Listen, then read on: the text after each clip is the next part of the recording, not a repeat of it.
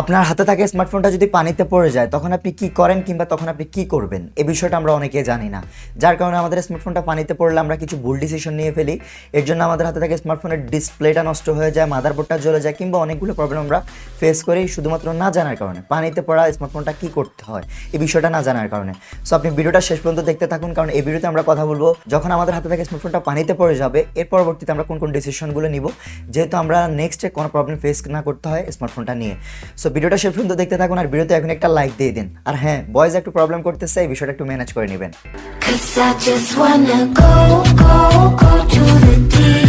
স্মার্টফোনে পানি ঢোকার পেছনে বিভিন্ন রিজন আছে যেগুলো আমরা ভুলবশত করে থাকি।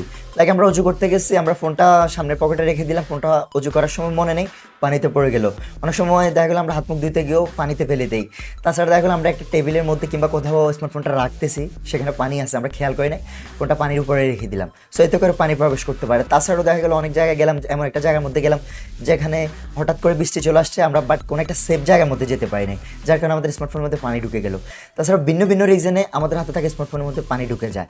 আর স্মার্টফোনে পানি ঢোকার পরবর্তীতে আমরা কিছু ভুল ডিসিশন নিয়ে ফেলি। যেমন স্মার্টফোনে পানি ঢোকার পরবর্তীতে আমরা কি করি, স্মার্টফোনটাকে কোনো একটা লাইটের সামনে রেখে দিই, যেহেতু লাইটের যে আলোটা আসে সেই আলোর হিটটা যেহেতু আমাদের স্মার্টফোনের পানিগুলোকে শুকিয়ে ফেলে।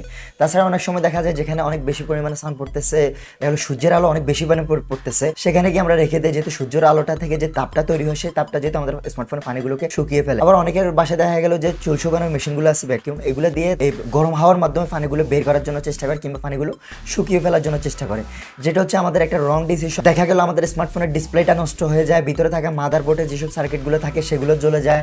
তাছাড়া অনেকগুলো প্রবলেম ফেস করতে হয়, ব্যাটারিটা শর্ট হয়ে যায়, ভিন্ন ভিন্ন প্রবলেম আমাদেরকে ফেস করতে হয় যেগুলো ডিসিশনটা আমরা না জেনে নেওয়ার কারণে। এখন প্রশ্ন হচ্ছে আমাদের স্মার্টফোনটা যদি পানিতে পড়ে যায় তখন পানি থেকে তুলে স্মার্টফোনটা আমরা কি করব, কোনটা আমাদের জন্য রাইট ডিসিশন হবে। আর আপনার স্মার্টফোনটা যদি ভুলবশত কখনো পানিতে পড়ে যায় তখন আপনি কি করবেন। আপনার স্মার্টফোনটা যদি পানিতে পড়ে যায় তখন আপনি চেষ্টা করবেন যত দ্রুত সম্ভব পানি থেকে সেই ফোনটাকে বের করার জন্য, যেহেতু বেশি পানি না প্রবেশ করতে পারে আপনার স্মার্টফোনের মধ্যে। সো স্মার্টফোনটা পানি থেকে বের করার পরবর্তীতে আপনি চেষ্টা করবেন আপনার স্মার্টফোনের ব্যাটারি যদি রিমুভাল হয়, বিশেষ করে আগে আমরা যতগুলো স্মার্টফোন ইউজ করতাম সবগুলোতে ব্যাটারিগুলো রিমুভাল হতো, সেক্ষেত্রে আমরা ব্যাটারিগুলো খুলতে পারতাম। সো আপনার স্মার্টফোনের ব্যাটারিটা যদি রিমুভাল হয় সেক্ষেত্রে আপনি আপনার স্মার্টফোনের ব্যাটারিটা যত দ্রুত সম্ভব খুলে ফেলবেন। ফার্স্ট প্রায়োরিটি হবে আপনি স্মার্টফোনটা বন্ধ করে দেবেন। আমরা অনেক সময় কী করি, আমাদের স্মার্টফোনটা দেখা গেলো চালু আছে কিনা এটা দেখি, অনেক সময় দেখা গেলো বন্ধ করি চালু করি, মানে না বুঝে আমরা বন্ধ করি এবং চালু করতে থাকি। এতে করে অনেক বেশি পরিমাণে প্রবলেম হতে পারে। আপনার মাদারবোর্ডটা সাথে সাথে জ্বলে যেতে পারে কিংবা মাদারবোর্ডের মধ্যে শর্ট সার্কিট হয়ে যেতে পারে, নেক্সটে জ্বলে যেতে পারে। তাছাড়া আপনার ডিসপ্লেটা হঠাৎ করে চলে যেতে পারে, যেহেতু ইলেকট্রনিক জিনিস, পানি প্রবেশ করার কারণে এটা শর্ট হয়ে যে কোনো কিছু হয়ে যেতে পারে। তো প্রথমে কী করবেন, আপনার স্মার্টফোনটা বন্ধ করে দিবেন আর চালু করার জন্য মাথায় আনবেন না। তাছাড়া আপনার ব্যাটারি যদি রিমুভাল হয় সেক্ষেত্রে ব্যাটারিটা রিমুভ করে ফেলবেন, আর যদি রিমুভাল না হয় সেক্ষেত্রে ব্যাটারিটা রিমুভ করবেন না, শুধুমাত্র স্মার্টফোনটা বন্ধ করে দিবেন।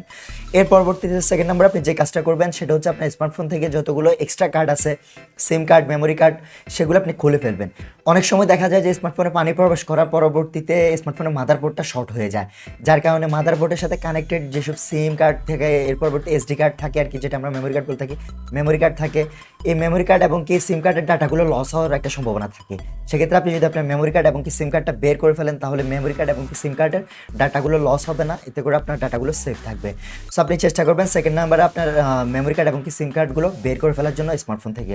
সো স্মার্টফোন থেকে সিম কার্ড এবং কি মেমোরি কার্ড বের করার পরে স্মার্টফোনটা বন্ধ করার পরবর্তীতে থার্ড নাম্বার আপনি যে কাজটা করবেন সেটা হচ্ছে আপনি একটু চিন্তা করে দেখবেন আপনার স্মার্টফোনের মধ্যে কতটুকু পানি ঢুকতে পারে। যেহেতু আমরা স্মার্টফোনে পানি ঢোকার পরবর্তীতে কিংবা স্মার্টফোনটা পানিতে পড়ে গেলে বা টেবিলের উপরে রেখে দিচ্ছি, পানি একটু প্রবেশ করছে, আমরা বুঝতে পারি যে কত সময় পানি ভিতরে ছিল বা কতটুকু পানি ঢুকতে পারে, এই বিষয়টা আমরা একটা টার্গেট করতে পারি কিংবা একটা ধারণা করতে পারি।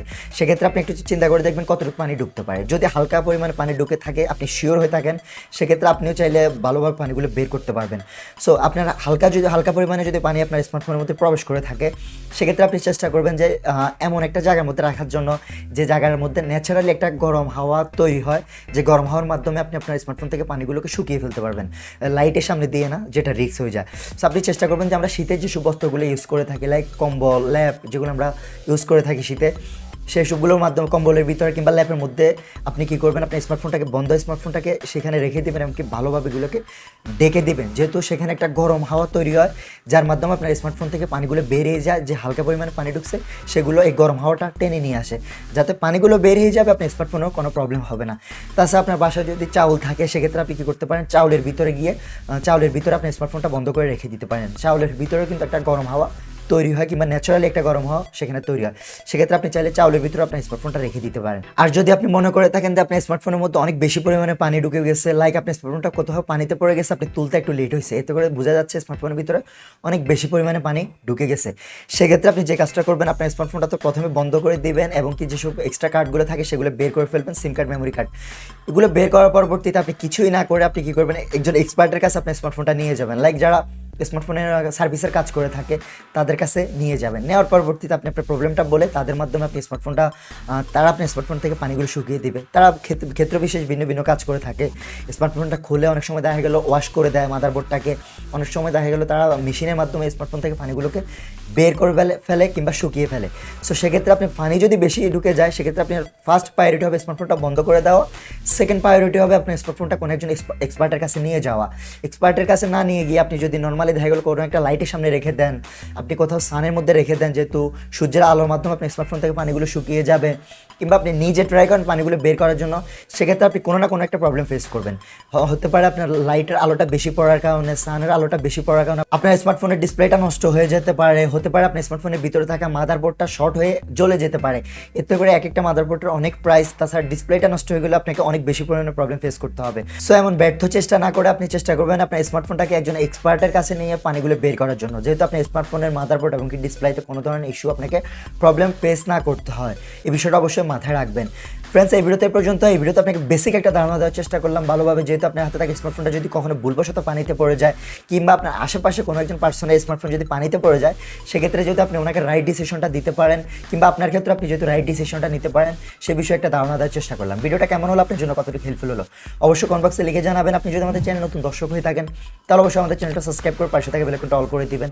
তাছাড়া ভিডিওটা আপনি যদি ফেসবুকে দেখে থাকেন তাহলে অবশ্যই পেজটা ফলো করে পাশে থাকবেন এমন ইন্টারেস্টিং এবং রিয়েল টেক ভিডিওগুলো সবার আগে দেখার জন্য। আর হ্যাঁ, ভিডিওটা আপনার ফ্রেন্ডসদের মাঝে শেয়ার করবেন, যেহেতু ওনারাও নতুন কিছু জানতে পারে, নতুন কিছু শিখতে পারে। ভালো থাকবেন, দেখা হবে নেক্সট ভিডিওতে।